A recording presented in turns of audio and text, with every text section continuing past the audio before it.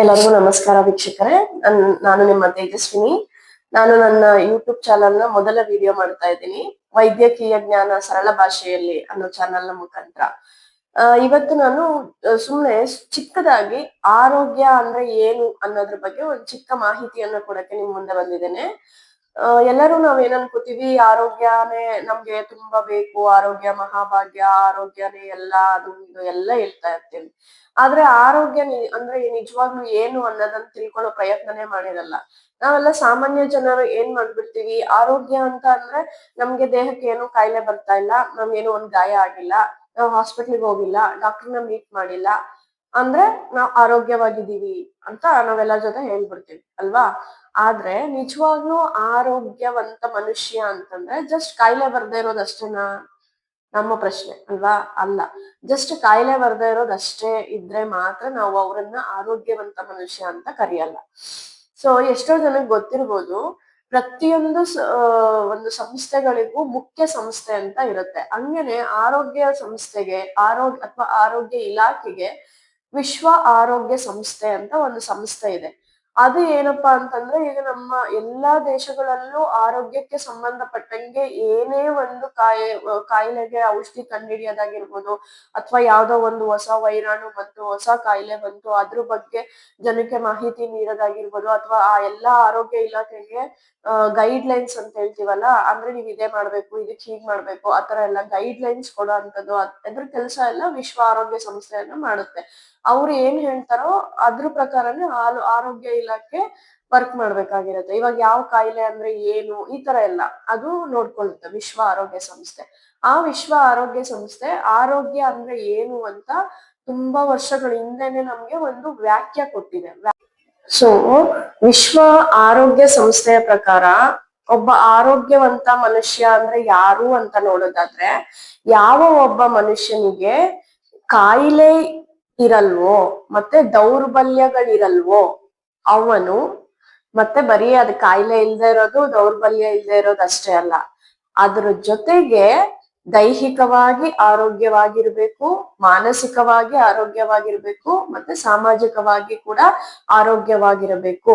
ಈ ಮೂರು ಇರುವಂತಹ ವ್ಯಕ್ತಿ ಏನಾಗಿರ್ತಾರೆ, ಆರೋಗ್ಯವಂತ, ಪರಿಪೂರ್ಣ ಆರೋಗ್ಯವಂತ ಮನುಷ್ಯ ಆಗಿರ್ತಾರೆ ಅಂತ ಒಂದು ಡೆಫಿನಿಷನ್ ಇದೆ, ವ್ಯಾಖ್ಯೆ ಇದೆ.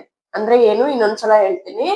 ಕಾಯಿಲೆ ಇಲ್ದೇ ಇರೋದು, ದೌರ್ಬಲ್ಯ ಇಲ್ದೇ ಇರೋದ್ರ ಜೊತೆಗೆ ದೈಹಿಕವಾಗಿ ಅಂದ್ರೆ ಫಿಸಿಕಲಿ, ಮಾನಸಿಕವಾಗಿ ಅಂದ್ರೆ ಮೆಂಟಲಿ, ಸಾಮಾಜಿಕವಾಗಿ ಅಂತಂದ್ರೆ ಸೋಷಿಯಲಿ ನಾವು ಆರೋಗ್ಯವಾಗಿದ್ದೀವಿ ಅಂತಂದ್ರೆ ಅವರನ್ನ ನಾವು ಪರಿಪೂರ್ಣ ಆರೋಗ್ಯವಂತ ಮನುಷ್ಯ ಅಂತ ಕರಿತೀವಿ. ಆಯ್ತಾ?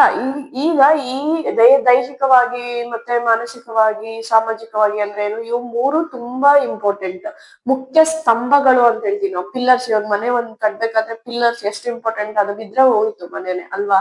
ಹಂಗೆ ಸ್ತಂಭಗಳು, ಇವು ಮೂರು ಮುಖ್ಯ ಸ್ತಂಭಗಳಾಗಿರ್ತವೆ ನೀವು ಆರೋಗ್ಯವಾಗಿರ್ಬೇಕು ಅಂತಂದ್ರೆ. ಈ ಮೂರು ಇವಾಗ ದೈಹಿಕವಾಗಿ ಅಂತಂದ್ರೆ ಏನು ಅಂತ ನೋಡೋದಾದ್ರೆ, ಈಗ ನಾವ್ ಅದನ್ನ ಮಾಮೂಲಿ ಎಲ್ಲರೂ ನಾವು ಮಾಡ್ತಾನೆ ಇರ್ತೀವಿ.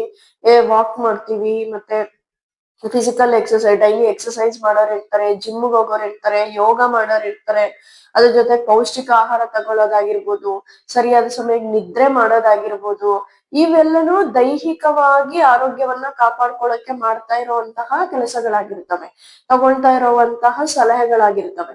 ಆಯ್ತಾ? ನೀವ್ ಇದ್ರ ಬಗ್ಗೆ ಮಾತ್ರ ನಾವೆಲ್ಲ ಸಾಮಾನ್ಯ ಜನಗಳು ಏನ್ ಮಾಡ್ಬಿಡ್ತೀವಿ, ಇಷ್ಟು ಮಾಡಿದ್ರೆ ನಾವು ಆರೋಗ್ಯವಾಗಿದ್ದೀವಿ ಅಂತ ಅರ್ಥ. ನಾವು ಆರೋಗ್ಯವಾಗಿರ್ಬೇಕಂದ್ರೆ ನಾವು ಬೆಳಿಗ್ಗೆ ಬೇಗ ಎದ್ದೇಳ್ಬೇಕು, ವಾಕಿಂಗ್ ಮಾಡ್ಬೇಕು, ಅಥವಾ ಎಕ್ಸರ್ಸೈಸ್ ಮಾಡ್ಬೇಕು, ಅಥವಾ ಪೌಷ್ಟಿಕ ಆಹಾರ ತಗೋಬೇಕು, ಮತ್ತೆ ಸರಿಯಾದ ಟೈಮ್ಗೆ ರೆಸ್ಟ್ ತಗೋಬೇಕು, ಮತ್ತೆ ನಿದ್ದೆ ಮಾಡ್ಬೇಕು, ಯಾವ್ದೇ ಒತ್ತಡ ತಗೋಬಾರ್ದು. ಇದಿಷ್ಟನ್ನ ನಾವು ಇದೀವಿ ಅಂತಂದ್ರೆ ನಾವು ಆರೋಗ್ಯವಂತ ಮನುಷ್ಯರು ಅಂತ ನಾವೇ ಡಿಫೈನ್ ಮಾಡ್ಕೊಂಡ್ಬಿಡ್ತೀವಿ, ನಮ್ಗೆ ನಾವೇ ಒಂದ್ ಲೇಬಲ್ ಹಾಕೊಂಡ್ಬಿಡ್ತೀವಿ ಅಲ್ವಾ. ಆದ್ರೆ ಇವ್ ಎಲ್ಲನೂ ತುಂಬಾ ಮುಖ್ಯ. ಇವೆಲ್ಲ ನೀವು ಮಾಡ್ತಾ ಇದೀವಿ ಅಂದ್ರೆ ಖಂಡಿತ ದೈಹಿಕ ಆರೋಗ್ಯನ ಕಾಪಾಡ್ಕೊಳ್ತೀರಿ, ದೈಹಿಕವಾಗಿ ನೀವು ಆರೋಗ್ಯವಾಗಿ ಇರ್ತೀರಿ.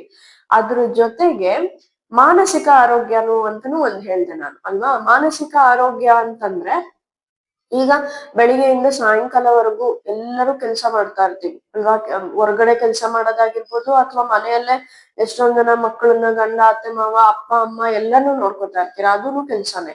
ಈ ಎಲ್ಲಾ ಒತ್ತಡಗಳಿಂದ ನಮ್ಗೆ ಬೆಳಿಗ್ಗೆ ಎದ್ದಾಗಿಂದ ರಾತ್ರಿ ಮಲಗೋ ತನಕನುವೆ ತುಂಬಾ ಚಾಲೆಂಜಸ್ ಬರ್ತವೆ, ತುಂಬಾ ಕಷ್ಟಗಳು ಬರ್ತವೆ, ತುಂಬಾ ಖುಷಿ ಆಗುತ್ತೆ, ತುಂಬಾ ದುಃಖ ಆಗುತ್ತೆ, ಏನೇನೋ ಮಧ್ಯ ಮಧ್ಯದಲ್ಲಿ ನಮ್ಗೆ ಬಂದು ಹೋಗುತ್ತೆ. ಒಂದು ಏನಂತ ಹೇಳ್ತೀವಿ ನಾವು, ನಮ್ ಕಣ್ ಮುಂದೆ ಏನೋ ಬಂತು, ಏನೋ ಯೋಚನೆ ಬಂತು, ಏನೋ ಕೆಟ್ಟ ಯೋಚನೆ ಬಂತು, ಒಳ್ಳೆ ಯೋಚನೆ ಬಂತು, ತುಂಬಾ ನಮ್ ಮೈಂಡ್ ಎಷ್ಟೋ ಮಿಲಿಯನ್ ಸಾವಿರ ಗಟ್ಲೆ ಚಿಂತೆ ಮಾಡುತ್ತೆ, ಸಾವಿರ ಗಟ್ಲೆ ವಿಷಯ ಬರುತ್ತೆ, ಮಿಲಿಯನ್ ಟುಗೆದರ್ ವಿಷಯಗಳು ಬರ್ತವೆ ಒಂದು ದಿನಕ್ಕೆ ನಮ್ಮ ಬ್ರೈನಿಗೆ ಅಂತ ಹೇಳ್ತಾರೆ ಆಯ್ತಾ. ಅಷ್ಟೊಂದೆಲ್ಲ ಇರ್ಬೇಕಾದ್ರೆ ಒಂದು ಬೆಳಿಗ್ಗೆ ಎದ್ದಾಗಿಂದ ರಾತ್ರಿ ತನಕ ಎಷ್ಟೆಲ್ಲ ಘಟನೆಗಳು ನಡೆಯುತ್ತಲ್ವಾ.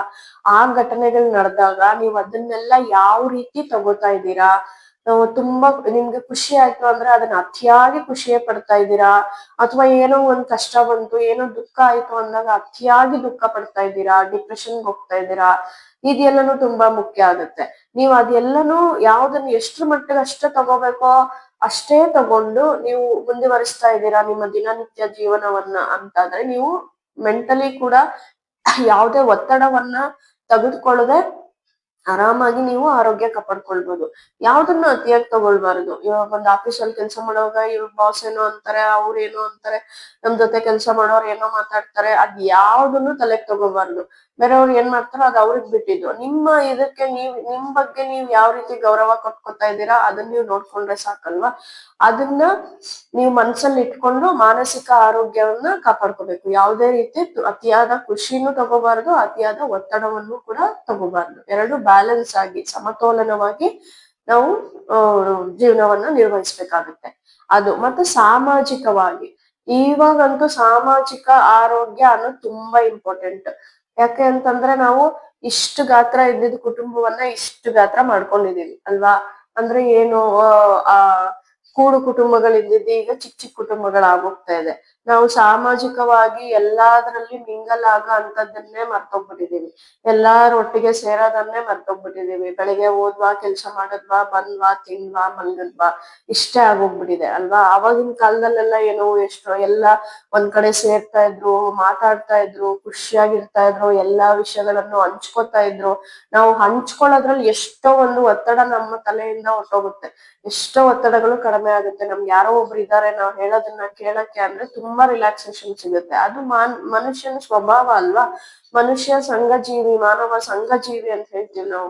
ಅದ್ ಸುಮ್ನೆ ಹೇಳಿಲ್ಲ, ಅದು ಏನಂದ್ರೆ ನಮ್ ಒಬ್ರು ಇರ್ಬೇಕು ನಿಜವಾಗ್ಲೂ ಏನಾರು ಹೇಳ್ಕೊಳಕ್ಕೆ. ಅವ್ರು ನಾವ್ ಹೇಳೋದನ್ನ ಕೇಳಿಸ್ಕೊತಾ ಇದಾರೆ, ಅವ್ರು ಏನೋ ಒಂದ್ ಸಲಹೆ ಕೊಡ್ತಾರೆ, ಇನ್ನೊಬ್ರು ಇನ್ನೊಂದ್ ಸಲಹೆ ಕೊಡ್ತಾರೆ. ಅದ್ರಿಂದಾನೇ ಎಷ್ಟೋ ವಿಷಯಗಳನ್ನ ನಾವು ಸಾಲ್ವ್ ಮಾಡ್ಕೊಂಡ್ಬಿಡ್ಬೋದು, ಎಷ್ಟೋ ಸಮಸ್ಯೆಗಳನ್ನ ಪರಿಹಾರ ಮಾಡ್ಕೊಂಡ್ಬಿಡ್ಬೋದು ಅಲ್ವಾ. ಹಂಗಾಗಿ ಸಾಮಾಜಿಕ ಆರೋಗ್ಯ ನೀವ್ ಯಾವ ರೀತಿ ನೋಡ್ಕೊಳ್ತಾ ಇದ್ದೀರಾ, ನೀವ್ ಯಾವ ರೀತಿ ನಿಮ್ ಕುಟುಂಬದಲ್ಲಿ ಇದ್ದೀರಾ, ಖುಷಿಯಾಗಿದ್ದೀರಾ, ಖುಷಿಯಾಗಿಲ್ವಾ, ನೀವು ಎಷ್ಟು ಮಟ್ಟಿಗೆ ಸಮಾಜದಲ್ಲಿ ನಿಮ್ಮ ಅಕ್ಕಪಕ್ಕದವ್ರಾಗಿರ್ಬೋದು, ನೀವ್ ಕೆಲ್ಸ ಮಾಡೋ ಜಾಗದಲ್ಲಿ ನಿಮ್ ಕೊಲೀಗ್ಸ್ ಜೊತೆ ಆಗಿರ್ಬೋದು, ನಿಮ್ ಬಾಸ್ ಜೊತೆ ಆಗಿರ್ಬೋದು, ಅಥವಾ ಹೊರಗಡೆ ಕೂಲಿ ಕೆಲ್ಸ ಮಾಡೋರು ನಿಮ್ ಸುತ್ತಮುತ್ತ ಜನಗಳ ಜೊತೆ ಆಗಿರ್ಬೋದು, ಎಲ್ಲರ ಜೊತೆ ನೀವ್ ಯಾವ ರೀತಿ ಮಾತಾಡ್ತಾ ಇದ್ದೀರಾ, ಯಾವ ರೀತಿ ಖುಷಿಯಾಗಿದ್ದೀರಾ. ಈ ತರ ನೀವು ಅಲ್ಲೆಲ್ಲ ಖುಷಿಯಾಗಿ ಎಲ್ಲದು ಶೇರ್ ಮಾಡ್ಕೊತಾ ಇದ್ದೀರಾ, ಎಷ್ಟೋ ನಿಮ್ಗೆ ಸಮಾಧಾನ ಸಿಗ್ತಾ ಇದೆ ಅಂತಂದ್ರೆ ಅದು ಸಾಮಾಜಿಕ ಆರೋಗ್ಯಕ್ಕೆ ಬಂದ್ಬಿಡುತ್ತೆ. ನೀವು ಸಾಮಾಜಿಕವಾಗೂ ಆರೋಗ್ಯವಾಗಿದ್ದೇವೆ. ಮತ್ತೆ ನೀವ್ ಯಾವುದೇ ಕೆಟ್ಟ ಕೆಲಸಗಳನ್ನ ಸಮಾಜಕ್ಕೆ ಕೊಡಬಾರ್ದು, ಸಮಾಜಕ್ಕೆ ಕೆಟ್ಟ ಕೆಲಸಗಳನ್ನ ಮಾಡಬಾರ್ದು. ನಾವು ಹುಟ್ಟಿದ್ಮೇಲೆ ಸಮಾಜಕ್ಕೆ ಕೊಡುಗೆ ಕೊಡೋದು ಕೂಡ ತುಂಬಾ ಇಂಪಾರ್ಟೆಂಟ್ ಆಗಿರುತ್ತೆ ಅಲ್ವಾ. ನಾವ್ ಯಾವ ರೀತಿ ಒಳ್ಳೆ ಕೊಡುಗೆಯನ್ನ ಸಮಾಜಕ್ಕೆ ಕೊಡ್ತಾ ಇದ್ದೀವಿ, ನಮ್ಮ ಮಕ್ಕಳಿಗೆ ದಾರಿ ತೋರಿಸ್ತಾ ಇದ್ದೀವಿ, ಅಥವಾ ನಮ್ಮ ಹಿಂದೆ ಇರುವಂತಹ ನಮ್ಮ ರಿಲೇಷನ್ಸ್ ಯಾರೇ ಆಗಿರ್ಬೋದು, ನಮ್ಮನ್ನ ನೋಡಿ ಒಬ್ರು ಏನ್ ಕಲಿತಾ ಇದಾರೆ ಅದು ತುಂಬಾ ತುಂಬಾ ಇಂಪಾರ್ಟೆಂಟ್ ಆಗುತ್ತೆ ಅಲ್ವಾ. ಸಾಮಾಜಿಕವಾಗಿ ಕೂಡ ನೀವು ಒಳ್ಳೆ ರೀತಿಯಿಂದ ನಡ್ಕೋಬೇಕು. ಎಲ್ಲರ ಜೊತೆ ಯಾವ ರೀತಿ ಒಳ್ಳೆ ಬಿಹೇವಿಯರ್ನ ತೋರಿಸ್ತೀರಾ, ಯಾವ ರೀತಿ ಸಹಾಯ ಮಾಡ್ತೀರಾ. ಏನೋ ಒಂದ್ ಸಣ್ಣ ಪುಟ್ಟ ಯಾರಿಗೋ ಪ್ರಾಬ್ಲಮ್ ಆಯ್ತು, ನಿಮ್ ಕೈಯಲ್ಲಿ ಏನಾಗುತ್ತೋ ಆ ಸಹಾಯ ಮಾಡೋದು, ಅವಾಗ ಎಷ್ಟೋ ಒಂದ್ ನಿಮ್ಗೆ ರಿಲ್ಯಾಕ್ಸೇಷನ್ ಸಿಗುತ್ತೆ. ಇದ್ರ ಬಗ್ಗೆ ನಾನು ಡೀಟೈಲ್ ಆಗಿ ಬೇಕಾದ್ರೆ ನಿಮ್ಗೆ ಬೇಕಾದ್ರೆ ನೀವು ಕಮೆಂಟ್ ಮಾಡಿ, ಯಾವದ್ರ ಬಗ್ಗೆ ನಿಮ್ಗೆ ಡೀಟೈಲ್ ಇನ್ಫಾರ್ಮೇಶನ್ ಬೇಕಂತ ನಾನು ಬೇರೆ ವಿಡಿಯೋ ಮಾಡಿ ಹೇಳ್ತೀನಿ. ಸೊ ಇದು ಸಾಮಾಜಿಕ ಆರೋಗ್ಯ ಅಂತ ಅರ್ಥ ಆಯ್ತಾ. ನೀವು ಸಾಮಾಜಿಕವಾಗಿನೂ ತುಂಬಾ ಖುಷಿಯಾಗಿದ್ದೀರಾ ಎಲ್ಲರ ಜೊತೆ ಅಂತಾದ್ರೆ ಸಾಮಾಜಿಕ ಆರೋಗ್ಯ ಕೂಡ ನಿಮ್ಗೆ ಇದೆ ಅಂತ ಅರ್ಥ. ಸೊ ಈಗ ನೀವು ಪರಿಪೂರ್ಣ ಆರೋಗ್ಯವಂತ ಮನುಷ್ಯ ಅಂತ ಅನ್ನಿಸ್ಕೊಳ್ತೀರಾ. ಅಂದ್ರೆ ದೈಹಿಕವಾಗಿ ಫಿಸಿಕಲಿ ಮಾನಸಿಕ ಮೆಂಟಲಿ, ಸಾಮಾಜಿಕ ಸೋಷಿಯಲಿ, ಇವು ಮೂರು ನೀವು ಬ್ಯಾಲೆನ್ಸ್ಡ್ ಅಂದ್ರೆ ಸಮತೋಲನವಾಗಿ ನೋಡ್ಕೊಳ್ತಾ ಇದ್ದೀರಾ ಅಂತ ಆದ್ರೆ ನೀವು ಆರೋಗ್ಯವಾಗಿದ್ದೀರಾ ಅಂತ ಅರ್ಥ. ಈ ಮಾಹಿತಿ ನಿಮಗೆ ಇಷ್ಟ ಆಗಿದ್ರೆ ನನ್ನ ಚಾನೆಲ್ ನ ಸಬ್ಸ್ಕ್ರೈಬ್ ಮಾಡಿ, ಲೈಕ್ ಮಾಡಿ, ನಿಮ್ಮ ಎಲ್ಲಾ ಫ್ಯಾಮಿಲಿ ಮೆಂಬರ್ಸ್ ಜೊತೆ, ಫ್ರೆಂಡ್ಸ್ ಜೊತೆ ಶೇರ್ ಮಾಡ್ಕೊಳ್ಳಿ ಅಂತ ಹೇಳ್ತಾ ಧನ್ಯವಾದಗಳು.